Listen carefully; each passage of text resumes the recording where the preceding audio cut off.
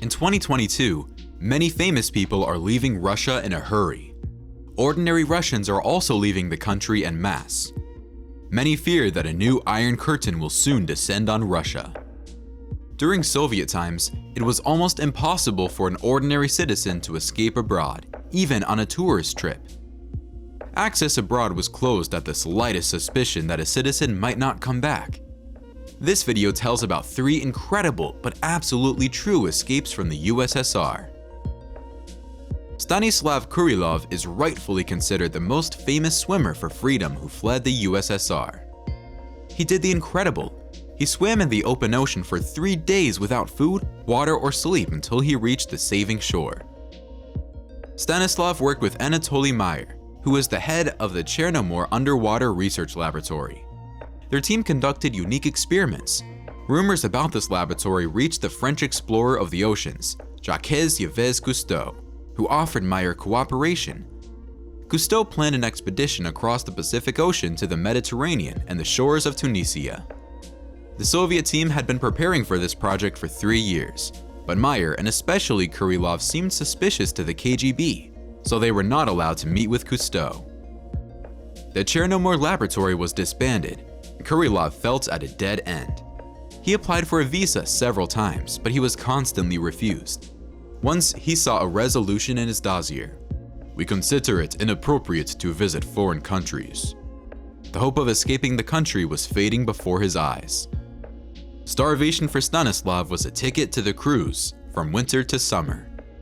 The Soviet liner was supposed to sail from Vladivostok to the equator and back. An exit visa was not required for this trip, because the ship didn't call at any ports. Stanislav Kurilov carefully calculated the route on the map, and on December 13, 1974, he jumped in fins, mask, and snorkel from the deck of the liner from a height of 14 meters. He managed not to get into the ship propeller and go unnoticed. He had to overcome 18 kilometers to the coast. This is a very real challenge for an experienced swimmer, but everything didn't go according to plan.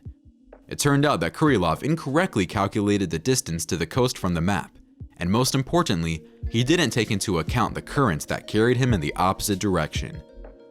Stanislav set foot on the Philippine island of Siargao after 3 days and 2 nights, without food, water, or sleep. At first, the swimmer was mistaken for a Soviet spy, but then he was released to his sister in Canada. There, Kurilov began to live from scratch. In the USSR, Kurilov was sentenced in absentia to 10 years in prison. In 1987, Stanislav moved to Israel and began working at the Haifa Oceanographic Institute. On January 29, 1998, he carried out diving work on Lake Kinneret. He freed equipment entangled in fishing nets at the bottom of the lake and became entangled in them himself. Kurilov didn't rise to the surface of the water. Later, Stanislav's widow created the book Alone in the Ocean, which became a bestseller based on his notes, diaries, and drafts. Liliana Gazinskaya dreamt of escaping the USSR from the age of 14, and at the age of 18, she came close to her dream by getting a job as a waitress on the cruise ship Leonid Sobanov. The liner plowed the southern exotic seas and entered the islands of Polynesia, New Zealand, and Australia. On the first voyage, when the liner docked in Sydney, Liliana tried to escape unnoticed. Vigilant colleagues grabbed her and immediately returned to the ship. After that, the unreliable waitress was locked in a cabin, and they wanted to put her on the first Soviet ship in the direction of her homeland. The Iron Curtain for Lilian would have been closed forever after such an entry in her personal file, but she couldn't allow this. On the night of January 14, 1979, the girl opened the porthole of her cabin and jumped into the sea. She left on the table all her papers, money, and a sheet of paper with the words carefully written in English: "I'm asking for political asylum." According to her stories, the swim to the Australian coast lasted 40 minutes. Critics question this because Sydney Harbor is very busy, and not only sharks plying in it in search of prey, but also a lot of yachts and boats. Sailing there at night is very dangerous, and Liliana is lucky that she survived. A passerby walking his dog found a confused girl in a red bathing suit on the shore. Half an hour later, she was sitting in the police station, surrounded by reporters. Liliana Gazinskaya became a star in Australia, which granted her political asylum. Newspapers wrote endless articles about her, interviewed her, and also held photo shoots in the famous red swimsuit. Liliana became the cover girl of the first Australian penthouse, and a few years later, she married a wealthy businessman. After her divorce from him, she moved to the UK, and now she doesn't give interviews. But 40 years later, if you Google girl in red bikini, the first link will be Liliana Gazinskaya.